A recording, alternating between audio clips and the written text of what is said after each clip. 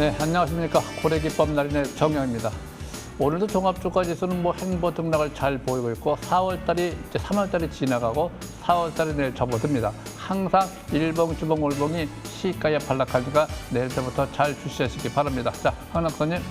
네, 안녕하십니까. 미친 꿈의 차트 강남 큰손 정우주입니다.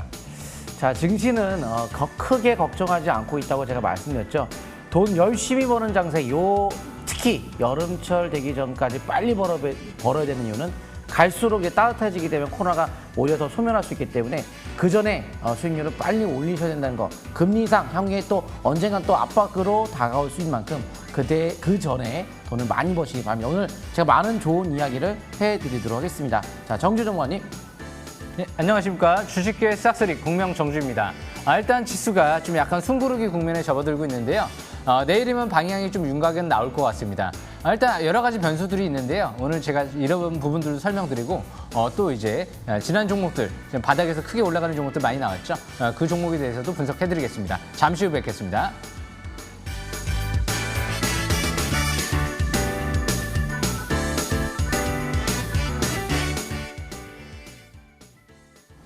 자, 주식은 주식한테 물어보자. 시세 방향성에 순응하자. 주식은 때를 산다는 거 잊지 마시기 바라고. 현재 종합주가 지수를 잘 보시면은 차트를 보겠습니다. 현재 우하향 상단 추세가 있습니다.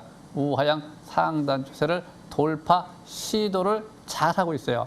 단지 이럴 적에 밑에 보시면은 투자 심리가 50 이하, 3박자가 안 맞기 때문에 현재 막 하는 것이라 반등, 돌파, 시도형이다.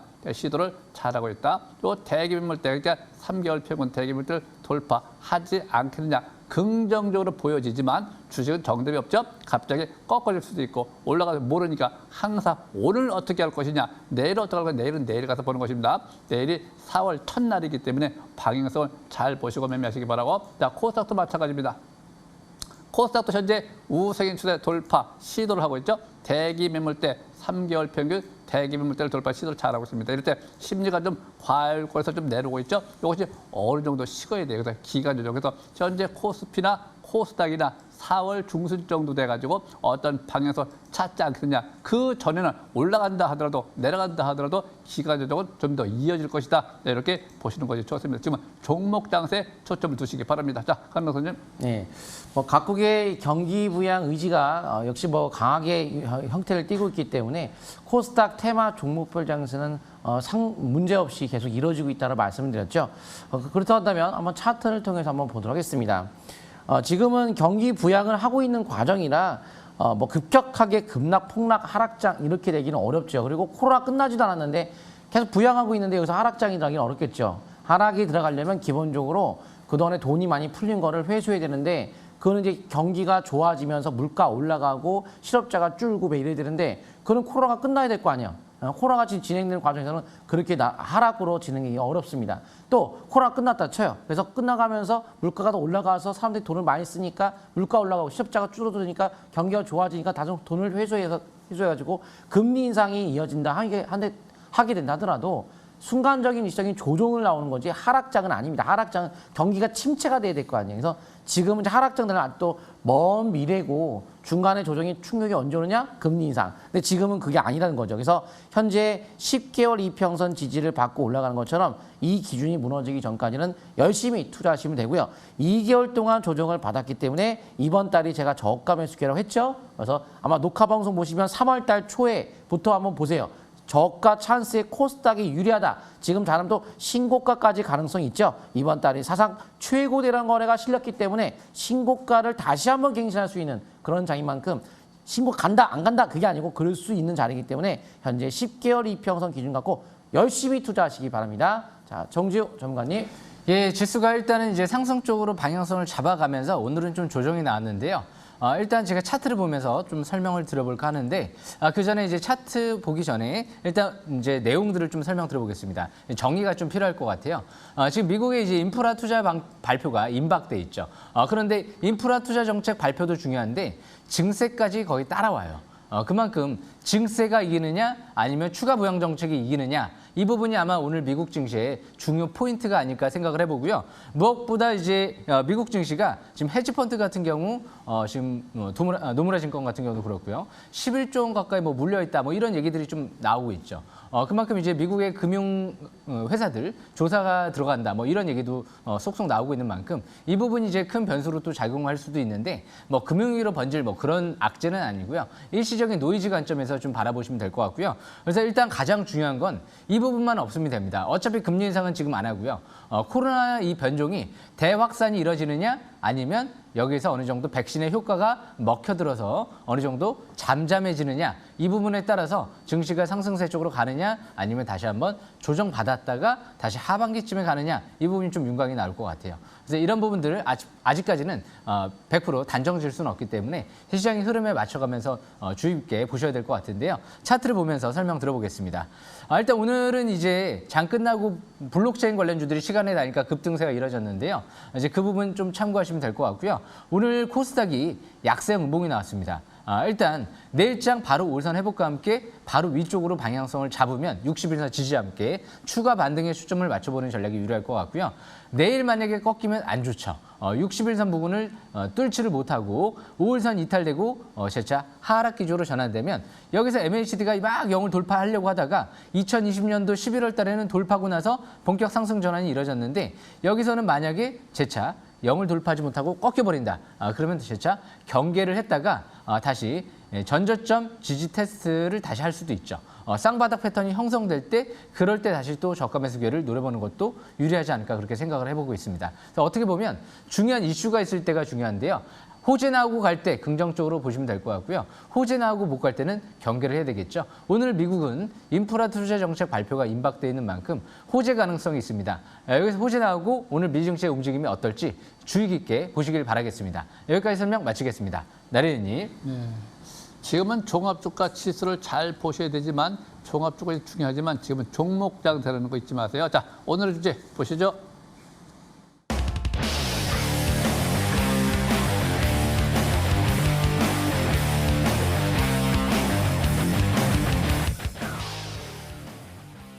자, 일단 우리 기술을 좀 보도록 하겠습니다. 자, 주식은 뭐 뉴스, 호재, 악재 이런 것도 중요하지만 제일 중요한 것은 주식은 파동에 의해서 간다는 거 잊지 마시기 바랍니다. 때를 산다는 거. 주식을 산다면 실패하지만 때를 보고 위치를 보고 때를 사면 100% 성공합니다. 자, 우리 기술 상태를 잘 보시면 현재 오늘 거래가 좀 늘고 있습니다. 또 추세 하단 추세 집받고 우세경 3바닥을 시연을 하고 있습니다. 밑에 보면 투자 심리가 50이야 3바타가 안 맞아요. 밑에 단기 지표는 선매 수준을 보내고 있습니다. 방향이 오히려 잡혔습니다. 그럼 이제 심리만 올라오면 되겠죠. 심리가 올라오면 상승세를 볼 수 있는 확률이 높으니까 만약에 내일 오늘 회복했으니까 내일 지지를 받는다고 하면 내일 같은 경우 심리가 올라오지 않겠느냐. 그러면 그 가능성에 초점을 맞춰야 되겠죠. 내일 5선이 안 깨지고 5선 지지를 받는다면 심리가 올라올 적에 방향성이 다 잡혔으니까 5박자가 맞는다. 그럴 적에 상승 확률이 있다. 네, 이렇게 보시기 바라고요. 자, 그 다음 좀 하나 더 볼까요?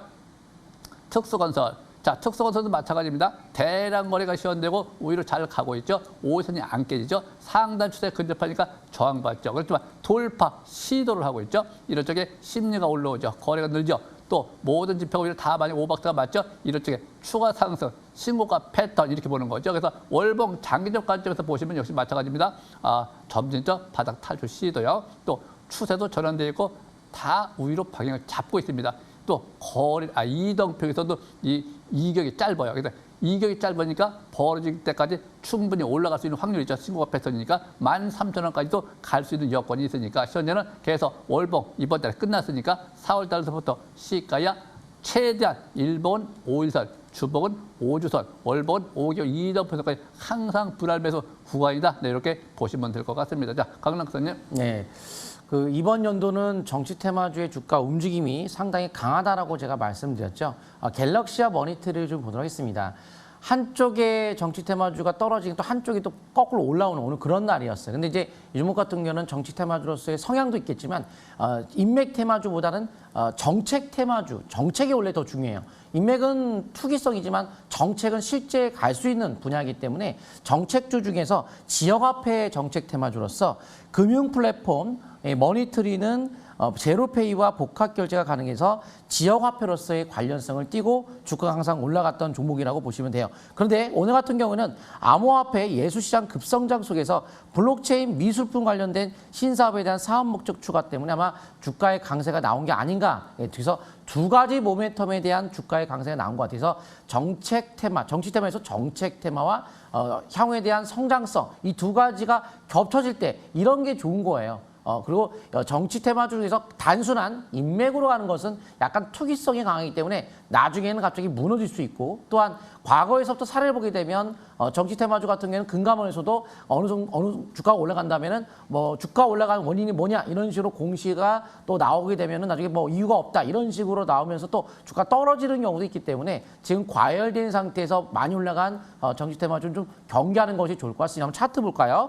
자, 다른 것들은 괜찮은데 이거는 다른 것들은 많이 과열되는데 이 종목은 그래도 대응목을 첫 번째 돌파했다는 것은 좀 긍정적인 흐름이죠. 그래서 현 시점에서 5인선에 대한 붕괴가 되지 않는 선에서는 지속 상승 흐름은 타긴 타시면 되겠지만 과열된 거래가 증가하는 형태 속에서의 대항목은 보통 단기적 대응이 필요해요. 그래서 단기 대응하면서 5인선 대응하는 게 좀 더 안정성은 있고요. 하지만 기본적으로 사상 최고 대량 거래가 터지면서 지난달에 소화 거치고 돌파했기 때문에 이번 달 터지는 거죠. 그러니까 저번 달 보세요.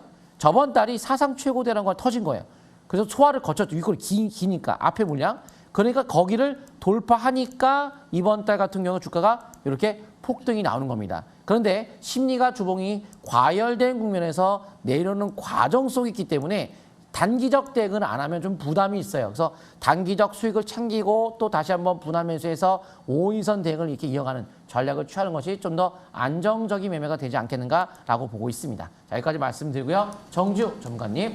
예, 일단 저는 제가 어제 좀 설명드렸던 종목이죠. 이 하나투자증권을 먼저 설명드려볼까 하는데요. 이틀 연속 하나투자증권 좀 급등세가 나왔죠. 그리고 나서 오늘 막판에 좀 밀리는 모습인데요. 그래도 상승 마감을 했죠. 무엇보다 두나무의 지분을 6% 가까이 좀 보유하고 있기 때문에 앞으로 그런 부분들이 중요할 것 같고요. 그런데 이제 장 끝나고 좀 이제 기사가 나왔는데요. 두나무 같은 경우 업비트의 지분을 갖고 있는 최대 주주죠. 그런데 뉴욕 증권거래소 상장을 추진한다. 이 얘기가 나왔습니다. 나스닥 상장 뭐 여러 가지 이제 검토를 해봤는데 뉴욕 증권거래소 상장을 추진한다라고 합니다. 그래서 그 부분이 앞으로 중요한 이슈일 것 같고요. 하지만 단기적인 관점에서 오늘부터 이제 과열 종목 지정 예고, 경고 종목 지정 예고 이런 부분들이 떴기 때문에 아마 내일부터는 기관들의 대량 매도가 나왔기 때문에 일시적인 이제 숨고르기 국면은 염두에 되지 않을까 그렇게 생각을 합니다. 그래서 일단 이 종목 차트를 보면서 설명드려보겠습니다. 하나투자증권 일봉 차트를 보시게 되면 오늘 엄청난 대량 거래가 시현되면서 기간 대량 매도세가 나오면서 단기적인 관점에서 윗골이 길게 나오고 밀리는 모습, 전형적인 단기 고점 신호로 볼 수가 있겠죠. 대신 내일은 단기 조정 가능성은 엿볼 수 있으나 뭐 깊은 조정은 나오지는 또 않을지도 몰라요. 왜냐하면 뉴욕 증권거래소 상장, 미국 증시의 상장 기대감이 끝난 건 아니죠. 그리고 실적 대비 그리고 자산가치 대비 고평가되어 있는 모습은 또 아니고요. 재료가 아직 다 완전히 끝난 건 아닌 상태에서 월봉상 장기적인 관점에서 이제 사상 최대 거래량이 시현되고 장기 평선을 이제 막 돌파를 시도하고 있기 때문에 향후에 다시 또 조정 시에는 저가 매수 기회는 노려볼 만한 종목이다. 그렇게 보시면 될 것 같습니다. 그래서 일봉 차트를 보면서 단기는 5일선 이탈되지 않는 선에서 매매 전략을 이어나가시는 게 좋을 것 같고요.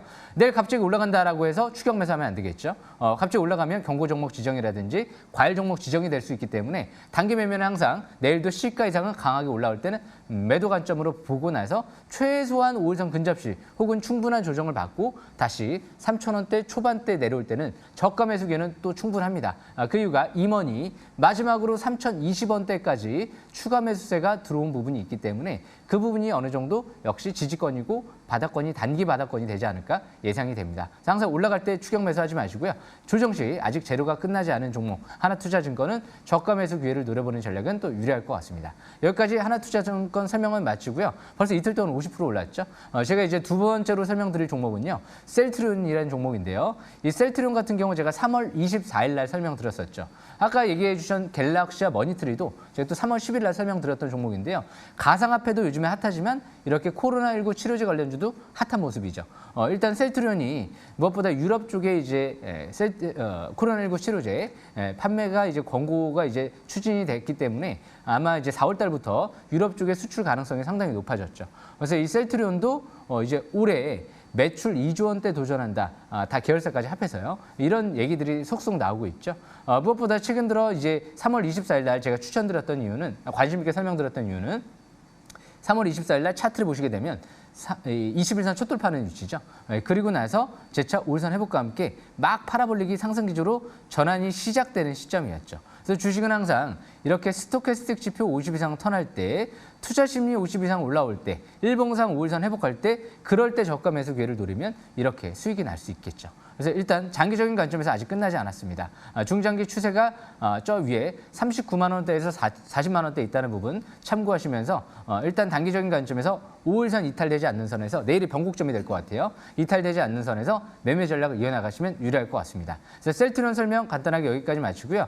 오늘 준비한 종목은 라운시큐어라는 종목인데요. 이 라운시큐어가 시간에 다니까 좀 상한가를 들어갔죠. 그만큼 라운시큐어 같은 경우 정보보안 전문 기업으로 알려져 있는데요. 장 끝나고 이제 재료가 나왔죠. 백신 여권 SK텔레콤 우선 협상 대상자로 정부에서 이제 선정이 되다 보니까 이 라운시큐어가 SK 컨소시엄에 참여를 하고 있죠. 그러다 보니까 시간에 다니까 상한가를 들어갔는데요. 대신 이런 재료로 인해서 이 라운시큐어가 실적이 하반기에 폭발적으로 급증하느냐, 그건 아닐 가능성이 높겠죠. 그래서 아마 내 시가 이상으로 강하게 올라갈 때는 재료에 의해서 한번 상한가는 들어갈 수도 있겠지만 내 시가 이상 추격은 부담스러운 위치에 있다. 그렇게 말씀을 드리려고 오늘 좀 어떻게 보면 가져왔습니다. 그래서 항상 올라가는 것만 생각하지 마시고 또 추격 매수하는 것만 생각하지 마시고 이 721선 부근 저 밑에 바닥권에 있을 때 이럴 때 저가 매수 기회를 노리면 좋은 기회가 될 수 있다. 이런 부분들을 꼭 명심하시길 바라겠습니다. 그래서 라운시큐어는 내일은 시가 이상 강하게 올라갈 시에는 고점 매도 이후에 향후 21선이나 5일선 근접 시 단기 내려올 때만 저가 매수 관점에서는 관심 있게 볼 수 있고요. 대신 5일선, 21선 부근도 바닥은 아니죠. 이 721선 부근, 3,000원대 초반대 부근을 바닥권으로 보시면 유리합니다. 그래서 항상 올라갈 때 추격 매수하지 마시고요. 부실주는 항상 올라갈 때도 추격 매수하지 마시고요. 721선, 제가 다시 한번 강조드립니다. 싹스르 기법의 가장 중요한 부분, 721선 근접 시, 돌파 시, 그럴 때 저가 매수 기회 노리면 올해 하반기 코스닥 아마 굉장히 좋은 장세가 지금 기대를 하고 있는데요. 좋은 장세가 오지 않을까 그렇게 생각을 하고 있습니다. 하반기에 초점 맞추면서 상반기 바닥권의 721선 부근에 있는 기업들, 재료가 큰 기업들, 세력들이 들어온 기업들을 잘 누리면 아직 기회가 남아있는 것 같습니다. 여기까지 설명 마치겠습니다. 강남 교수님. 네. 다음 종목은 이제 에이텍을 볼 텐데요. 이 에이텍 같은 경우에는 방금 설명드렸던 갤럭시와 머니트리, 그거 3월 10일 날 제가 설명드리고 지금 폭발적인 급등을 하고 있는데 같은 테마의 성격으로서의 주가의 움직임이 나타나고 있어요. 근데 본래 에이텍 같은 경우는 LCD 디스플레이 응용 제품을 제조 생산하는 기업으로서 전체 공공기관용 PC 및 모니터 조달 시장에서 20% 상회하는 시장을 점유하고 있는 기업으로 기본적으로는 이제 이런 LCD 관련주라고 디스플레이 관련주긴 하지만 시장에서 지금 갤럭시와 머니터리와 같은 어떤 테마성을 갖고 움직이는 정치 테마 성격을 좀 갖고서 움직이다 보니까 주가의 움직임이 또 우리가 거기에 맞게끔 좀 매매해야 될 텐데, 그럼 차트에 대한 수급적 측면에서 한번 바라보도록 하겠습니다. 차트의 위치가 굉장히 중요할 텐데요. 지금 월봉 차트를 먼저 볼 텐데요. 장기적 관점에서 과거의 주가가 크게 한번 올라간 적이 있어요.